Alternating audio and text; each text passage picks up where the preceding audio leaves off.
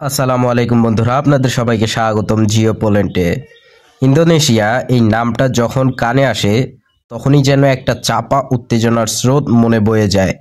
বিশ্বের সবচেয়ে বড় মুসলিম রাষ্ট্র, নীরব কিন্তু অপ্রতিরোধ্য এক শক্তি। আজ আমরা এমন এক খবরের বিশ্লেষণ নিয়ে এসেছি যা শুধুমাত্র একটা সামরিক প্রস্তুতির ঘোষণা নয়, বরং ফিলিস্তিনের মুক্তিকামী মানুষের জন্য এক নতুন আশার আলো, মুসলিম উম্মাহের জেগে ওঠার এক মারাত্মক ইঙ্গিত। খবরটা আপনারা হয়তো ইতোমধ্যেই দেখেছেন, ইন্দোনেশিয়া গাজার জন্য প্রস্তুত করছে তাদের 20,000 সেনা। এই সংখ্যাটা যেন শুধু 20,000 সৈন্য নয়, বরং 20,000 বজ্রমুষ্টি, যা ইসরায়েলের বুকে কাঁপন ধরানোর জন্য যথেষ্ট। চিন্তা করুন বন্ধুরা, এই মুহূর্তে যখন গাজায় আমাদের ভাই বোনেরা ইসরায়েলি বর্বরতার শিকার, যখন বিশ্বমোড়লরা নীরব দর্শক, তখন এশিয়া মহাদেশের এই বৃহৎ শক্তি এমন এক পদক্ষেপের ঘোষণা করছে। এটা কি শুধুই শান্তিরক্ষা মিশনের প্রস্তুতি, নাকি এর আড়ালে লুকিয়ে আছে আরও গভীর, আরও সুদূরপ্রসারী কোনো সামরিক রাজনৈতিক চাল? আমরা এই ভিডিওতে প্রতিটি স্তর উন্মোচন করব। আপনারা জানেন, এই গল্পের মতো করে আবেগ দিয়ে, তথ্য দিয়ে আমাদের সামনে সবটা তুলে ধরি, তাই মনোযোগ হারাবেন না যেন। দেখা যাক ইন্দোনেশিয়ার এই 20,000 সেনার প্রস্তুতির নেপথ্যের আসল কারণটা কি। ইন্দোনেশিয়ার প্রতিরক্ষা মন্ত্রী সেফরি শামসুদ্দিন স্পষ্ট করে দিয়েছেন, এই বাহিনী মোতায়েন হবে আন্তর্জাতিক অনুমোদন পেলে। এখানে দুটি সম্ভাব্য পথের কথা বলা হচ্ছে: জাতিসংঘের অধীনে অথবা যুক্তরাষ্ট্রের প্রেসিডেন্টের উদ্যোগে গঠিত কোনো আন্তর্জাতিক ব্যবস্থার অধীনে। কিন্তু এখানেই লুকিয়ে আছে প্রথম সাইকোলজিক্যাল ট্রিক।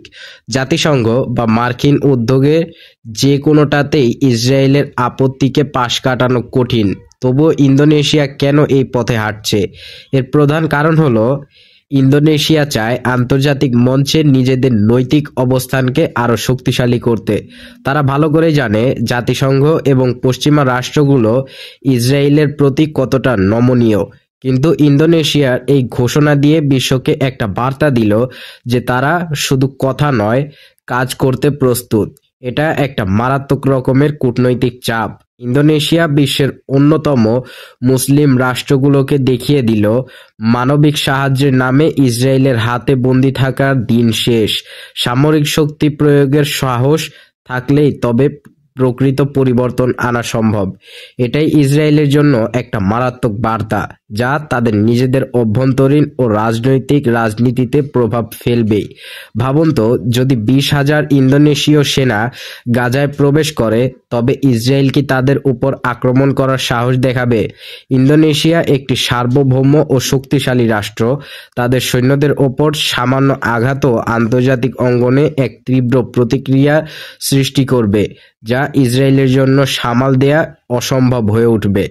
ইন্দোনেশিয়া সরকার এই ঝুঁকিটা নিতে প্রস্তুত, এবং এটাই তাদের দৃঢ় প্রতিজ্ঞার প্রমাণ।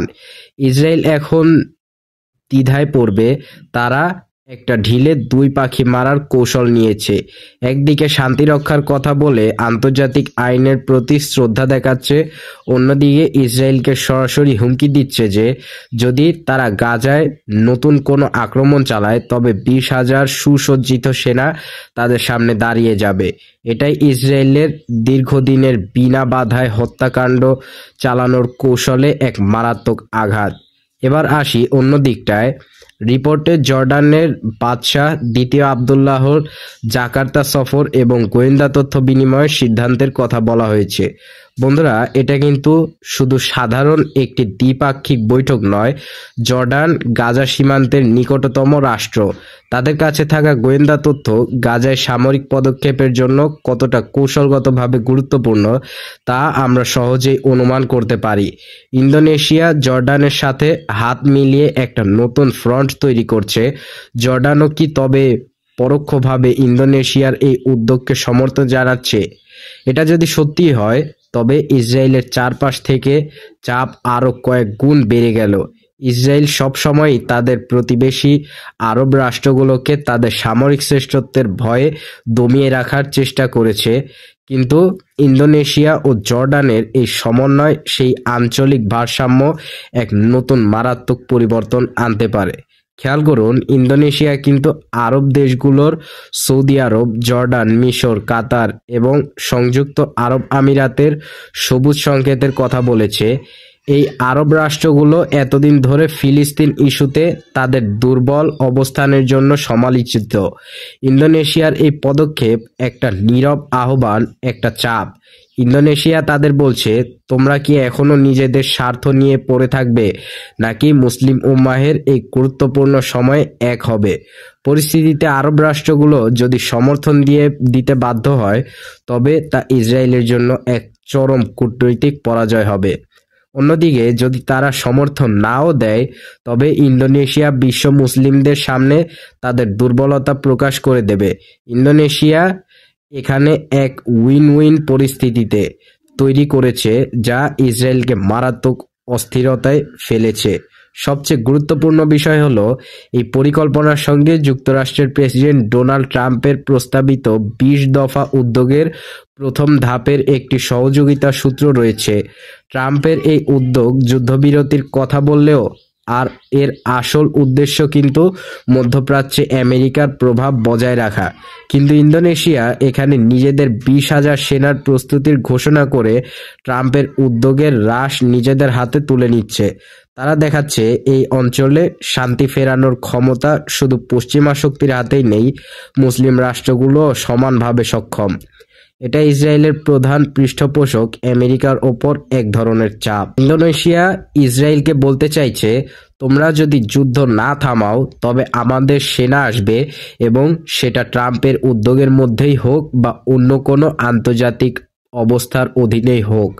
এটা তাদের সামরিক ও রাজনৈতিক অবস্থানের এক মারাত্মক কৌশলগত পরিবর্তন।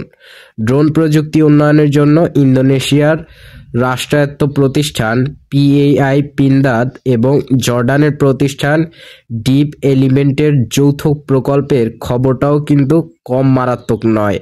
সামরিক সহযোগিতা মানে শুধুমাত্র সৈন্য পাঠানো নয়, এর মানে হলো দীর্ঘমেয়াদী প্রতিরক্ষা সক্ষমতা তৈরি করা, যা ইসরায়েলের সামরিক শ্রেষ্ঠত্বকে চ্যালেঞ্জ জানাতে পারে। ইসরায়েল সামরিক শক্তিতে এগিয়ে থাকলেও মুসলিম রাষ্ট্রগুলো যৌথ এভাবে কৌশলগতভাবে জোট বাঁধতে শুরু করে, তবে পরিস্থিতি দ্রুত পাল্টে যাবে।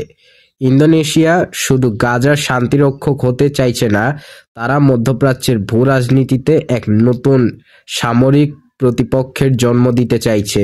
এটা ইসরায়েলের জন্য এক দীর্ঘমেয়াদী সামরিক হুমকি।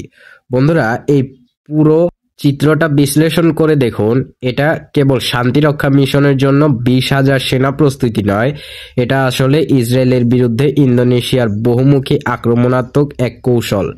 এক, কূটনৈতিক চাপ, আন্তর্জাতিক মঞ্চে ইসরায়েলকে একঘরে করার এবং আরব রাষ্ট্রগুলোকে ফিলিস্তিনের পক্ষে দাঁড়াতে বাধ্য করা। ২, সামরিক প্রতিরোধ, ২০,০০০ সেনার হুমকি দিয়ে ইসরায়েলকে গাজায় নতুন সামরিক অভিযান চালানোর থেকে বিরত রাখা।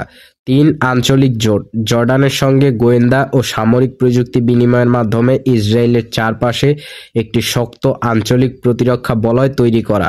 ৪, মার্কিন প্রভাব খর্ব, পশ্চিমা শক্তির একচেটিয়া মধ্যস্থতার ধারণাকে চ্যালেঞ্জ জানানো এবং মুসলিম রাষ্ট্রগুলোর সক্ষমতা প্রমাণ করা। ফিলিস্তিন ইস্যুটা শুধু আমাদের আবেগ নয়, এটা আমাদের বিশ্বাসের অংশ। ইন্দোনেশিয়ার এই পদক্ষেপ আমাদের আশা যোগায়, ইসরায়েলের বিরুদ্ধে বিশ্বের বৃহৎ মুসলিম শক্তির এমন সামরিক প্রস্তুতি নিঃসন্দেহে তাদের মনে এক তীব্র ভয়ের সঞ্চার করবে। এতদিন তারা যা কিছু বিনা বাধায় করেছে, এখন তাদের প্রতিটি পদক্ষেপের জন্য চরম মূল্য দিতে হবে। এই ২০,০০০ সেনা যেন আমাদের সম্মিলিত আওয়াজ, যা বলছে আর নয়, আর কোনো গণহত্যা মেনে নেওয়া হবে না।